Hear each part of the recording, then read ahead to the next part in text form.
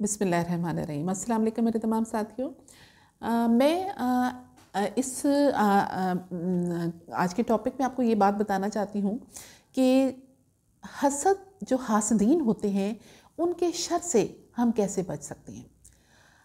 یہ تو ہم سب جانتے ہیں، بحیثیت مسلمان ہم سب لوگ یہ جانتے ہیں کہ اللہ تعالیٰ نے قرآن پاک میں جو آخری 2 صورتیں نازل فرمائی، آخری 2 صورتیں ہیں ہمارے قرآن پاک میں، سورہ فلق اور سورہ ناس، یہ دراصل ہے ہی اس مقصد کے لیے کہ ہم ہر قسم کے شر سے خود کو محفوظ رکھ سکیں۔ مثال کے طور پر اگر میں سورہ فلق کو لیتی ہوں تو اس میں اللہ تعالیٰ نے واضح طور پر یہ بیان فرمایا کہ بسم اللہ الرحمن الرحیم، قل اعوذ برب الفلق من شر ما خلق ومن شر غاسق اذا وقب ومن شر النفاثات فی العقد ومن شر حاسد اذا حسد، یعنی اللہ تعالیٰ کی پناہ مانگو، یعنی مانگنے کے لیے اللہ تعالیٰ نے ہمیں کہا کہ میں کیونکہ اس وقت حسد کی بات کر رہی ہوں تو اسی پہ فوکس رکھوں گی کہ اس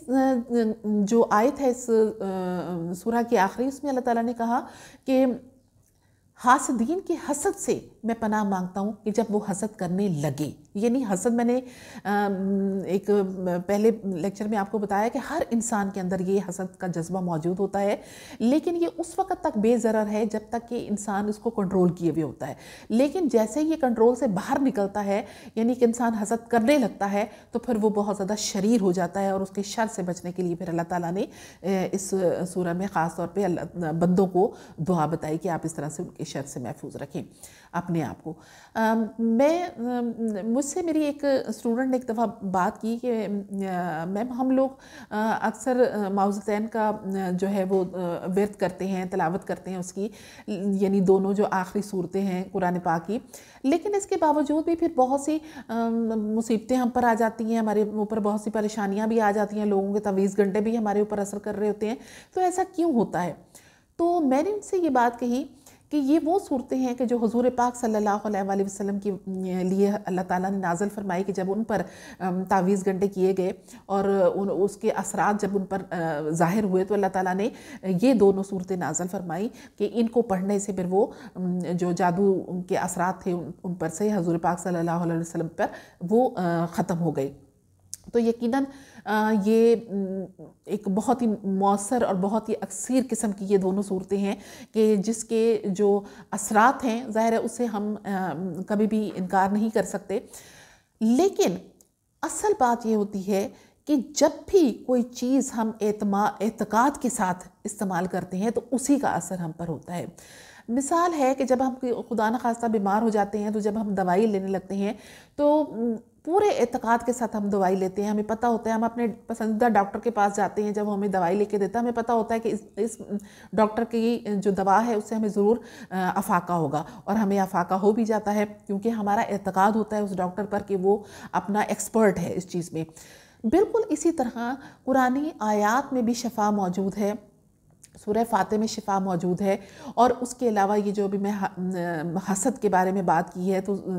سورہ فلق جو ہے خاص طور پر اور سورہ ناس جو ہے یہ ہر قسم کی برائی سے بچنے کے لیے 2 صورتیں ہیں۔ جب ہمیں اللہ تعالیٰ کی ذات پر پورا اعتقاد ہوگا کہ اللہ تعالیٰ نے جو بھی آیات اور صورتیں ہمارے لیے اتاری ہیں ان کا مقصد صرف یہ نہیں کہ ہمیں ہدایت دینا ہے، بلکہ ان کا مقصد یہ بھی ہے کہ ہمیں جسمانی، روحانی، نفسیاتی اور ہر قسم کی بیماریوں سے نجات بھی دلانی ہے۔ جب ہمارا اعتقاد اس چیز پہ ہوگا تو خود بخود اس کا اثر جو ہے وہ ہم پر ہونا شروع ہو جائے گا۔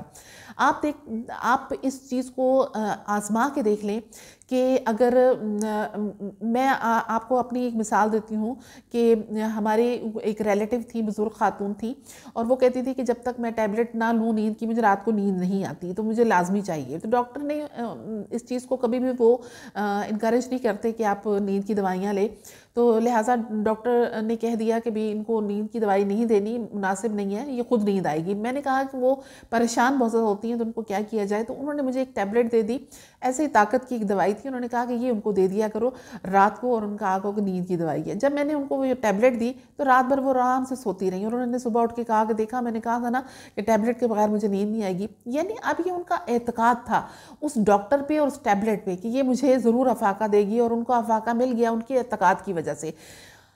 اب ہمارا مسئلہ یہ ہے کہ قرآنی آیات اور صورتیں جو ہیں وہ ایک مصمم حقیقت ہے، ایک روحانی حقیقت ہے، لیکن ہم انسان اس کو پڑھتے تو ہیں بحیثیت مسلمان، ہم پڑھتے بھی ہیں، اس کا ورد بھی کرتے ہیں، لیکن ہمارا پوری طرح اعتقاد اس پر نہیں ہوتا، جس کی وجہ سے ان کا اثر ہم پر نہیں ہوتا۔ اور اگر ہم اعتقاد کے ساتھ پڑھتے ہیں اور پھر محسوس کرتے ہیں کہ اس کا اثر ہم پر نہیں ہے، تو ذہن میں رکھیے گا کہ پتہ نہیں کون کون سی مصیبتیں اور آفتیں جو ہیں وہ انسان کے اوپر چاروں طرف سے حملہ کرتی ہیں، لیکن یہی جو قرآنی آیات جن کو ہم پڑھتے رہتے ہیں، نماز ہم پڑھتے ہیں، قرآنی آیات کو پڑھتے رہتے ہیں، قرآن پاک کی تلاوت کرتے رہتے ہیں، یہی ہمارا تحفظ کرتی ہیں ہر قسم کی مصیبت سے۔ ہمیں معلوم ہی نہیں ہوتا کہ کتنی تکلیفیں جو ہیں وہ ہم سے کوئی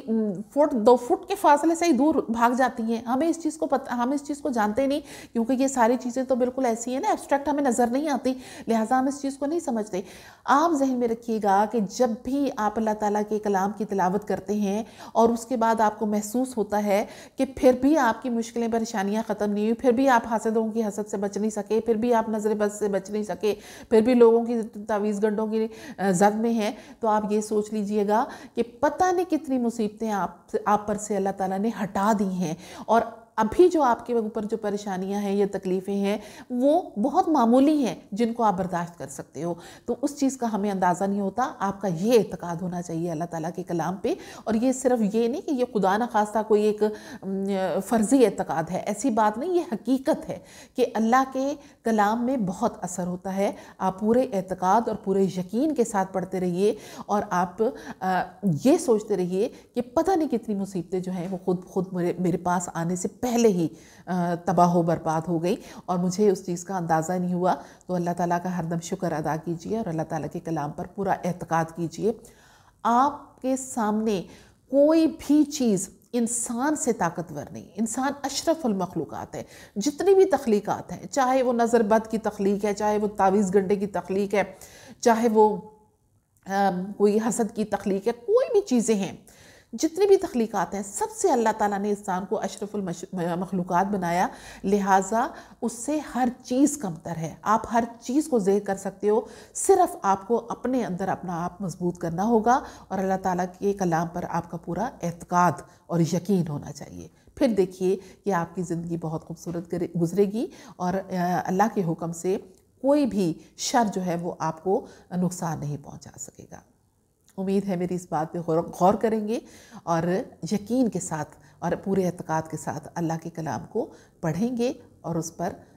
پوری طرح یقین رکھیں گے۔ مجھے اجازت دیجیے، اور میری اجازت سے پہلے میں سب کے لیے دعا کرتی ہوں، اپنے سمیت سب کے لیے، کہ اللہ تعالیٰ ہمیں حاسدین کے حسد کے شر سے، ہر بری اور اچھی نظر کی شر سے، کیونکہ اچھی نظریں بھی لگ جاتی ہیں، اور اللہ تعالیٰ ہر قسم کے تعویذ گنڈوں کی شر سے اور ہر برائی کی شر سے ہمیں محفوظ رکھے۔ آمین۔ اللہ حافظ۔